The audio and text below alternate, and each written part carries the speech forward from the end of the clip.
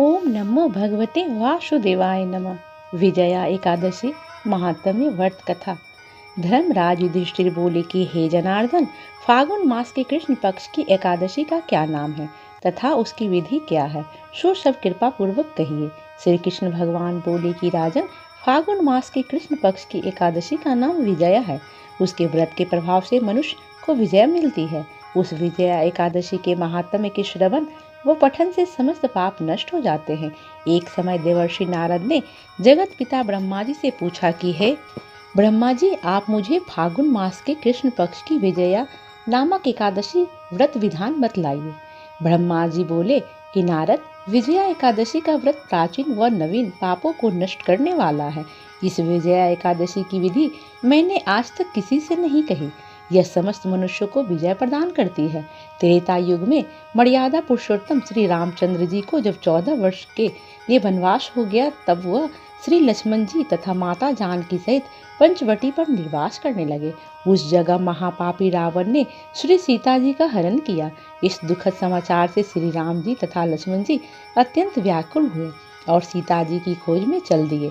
घूमते घूमते हुए मरण शन जटायु के पास जा पहुंचे। जटायु भी अपनी समस्त कथा सुनाकर स्वर्गलोक को चला गया। कुछ आगे चलकर उसकी सुग्रीव के साथ मित्रता हो गई और बाली का वध किया। श्री हनुमान जी ने लंका में जाकर सीता जी का पता लगाया और सीता जी से श्री रामचंद्र जी तथा सुग्रीव की मित्रता का वर्णन किया। वहां से लौटकर हनुमान जी श्री रामचंद्र जी के पास आए और सब समाचार कहे। श्री रामचंद्र जी ने सुग्रीव की संपत्ति लेकर वानरों भालुओं की सेना सहित लंका को प्रस्थान किया। जब श्री रामचंद्र जी समुद्र के किनारे पहुंच गए, तब उन्होंने महान अगाध मगरमच्छों से युक्त समुद्र को देखकर श्री लक्ष्मण जी से कहा, हे लक्ष्मण, इस महान अगाध अनेकों जीवों से युक्त समुद्र को किस प्रकार पार कर सकेंगे। श्री लक्ष्मण जी बोले कि हे राम जी, आप आदि पुरुष पुराण पुरुषोत्तम हो। यहाँ से करीब आधा योजन की दूरी पर कुमारी द्वीप में बगदालव्य नाम के मुनि रहते हैं। उन्होंने अनेकों नाम से ब्रह्मा देखे हैं। आप उनके पास जाकर इसका उपाय पूछिए। लक्ष्मण जी के वचनों को सुनकर श्री रामचंद्र जी बगलाभ ऋषि के पास गए। श्री रामचंद्र जी बगदालव्य ऋषि के पास गए और उनको प्रणाम करके बैठ गए। मुनि ने भी उनको मनुष्य का रूप धारण किए हुए पुरुष को पुरुषोत्तम समझा और उनसे पूछा, हे राम जी, आप कहाँ से पधारे हैं। श्री राम जी बोले कि हे महर्षि, मैं अपनी सेना सहित आया हूँ और राक्षसों को जीतने लंका जा रहा हूँ। आप कृपा कर समुद्र को पार करने का कोई उपाय बताइए, इसके लिए ही मैं आपके पास आया हूँ। बगदालव्य ऋषि बोले कि हे राम जी, मैं आपको एक उत्तम व्रत बतलाता हूँ।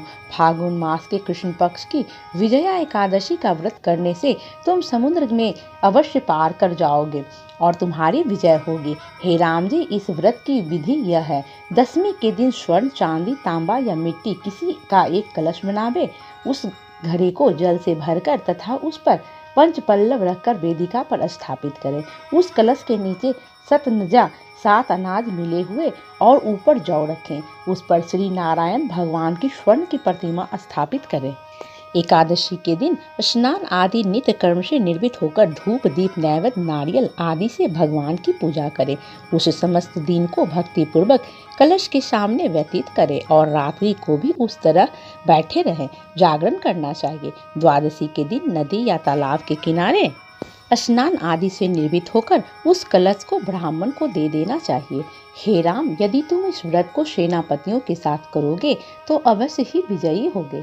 श्री रामचंद्र जी ने मुनि की आज्ञा अनुसार विधि पूर्वक विजया एकादशी व्रत किया और इसके प्रभाव से दैत्यों के ऊपर विजय पाई।